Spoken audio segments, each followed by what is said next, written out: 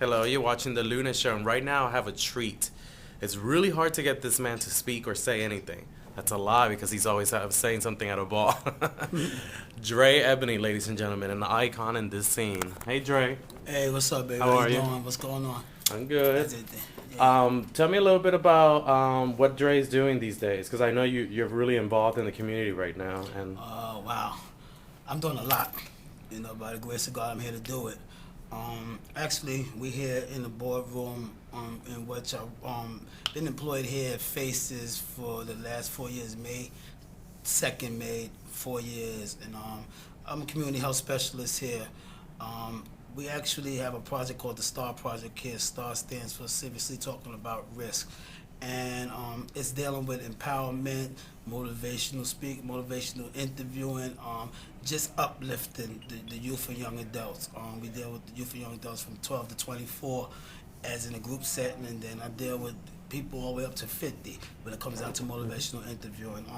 Actually, not knowing, I'm saying, where I was going to go at one point in my life, realizing that human services is actually the best route that I could have went, because I'm always dealing with people, always used to people, always coordinating people. And I got a strong dynamics when it comes to people. I deal with a strong network of people.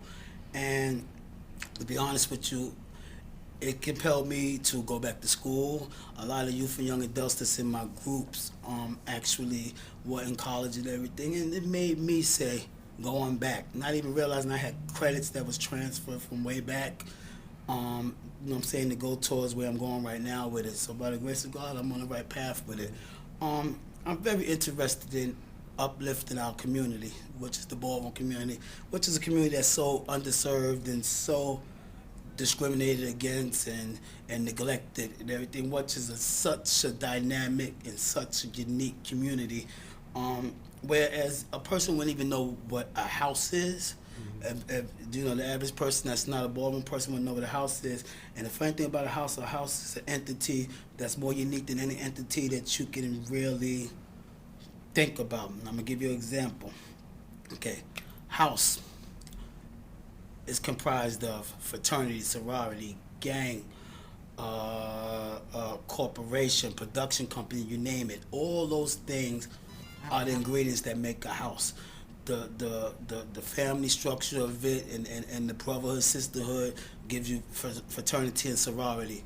The business side of things give you corporation. Production side, which is really one of the strong sides. A lot of creativity that you see in mainstream society comes mainly out of the ballroom scene. And to be honest with you, then you have, okay, I said corporate, I'm missing one. Okay, gang, the competition. Okay, the competition, sometimes it can get violent. Okay, but just the competitive edge gives you the air of the competition, the rumbles of what a gang do. So you have all that going on. So if you have all that going on, you're dealing with a very complex situation. Nobody really gonna know how to really deal with that situation other than a person that has lived it.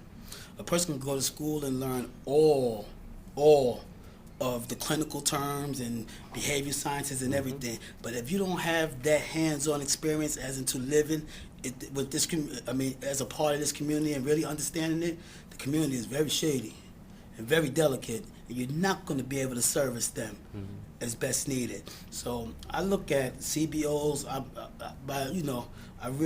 there's Faces where I work at, my executive director, my co-workers and everything. I couldn't have been more blessed to have landed here as my first CBO that I worked in, But you got CBO's purposes, you got the ballroom purposes, and then you got a condensed of the two. So if you got somebody that's community-based and ballroom savvy, working along to deal with the ballroom community, you got it made. And community-based organizations probably would need to understand their place. The ballroom community need to understand their place. And the people that's able to bridge the gap should be the people working together to best service their community. Wow, was that, huh? So you, I know here at Faces, you've been trying to do a lot of work on ballroom violence. You want to say a little bit about that? Yeah, BVAC, that's ballroom violence. It's a chop. But that come from one of the most gangster, I guess, rough houses on the ballroom scene. That, and we had another house that's pretty much depicted the same way, and that's the House of Khan.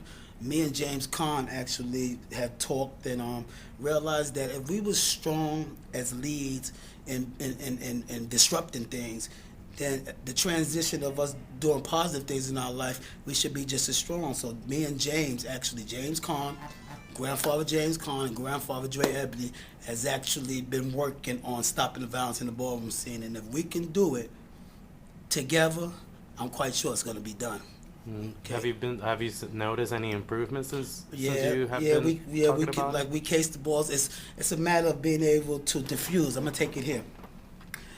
It doesn't make sense to have security guards at a ball that's not part of the community, because they can't even diffuse a situation before it even gets out of hand. Me and James have walked up on things and said, I see what y'all doing over there. You go over there, you go over there, and I don't want to see on each other's face no more. And that's the end of it. So we can diffuse things. Another security guard from outside will come, and they'd be done jumped on the security guard. So you really have to know what I'm saying, how to approach our community in a lot of ways. And like I said before, who can do it best than people that was part of the community? But I'm putting together a tour from state to state, because just like the ballroom scene started here, everything that we did here in New York migrated from state to state. The good stuff, the bad stuff, whatever we did, migrated from state to state. So my whole thing is that if it started here that way, and it got wild and went all the way to where it's at now, then the whole evolution of where we're going now should start here and follow the same suit. So that's really, what I'm saying, where my thought is with that.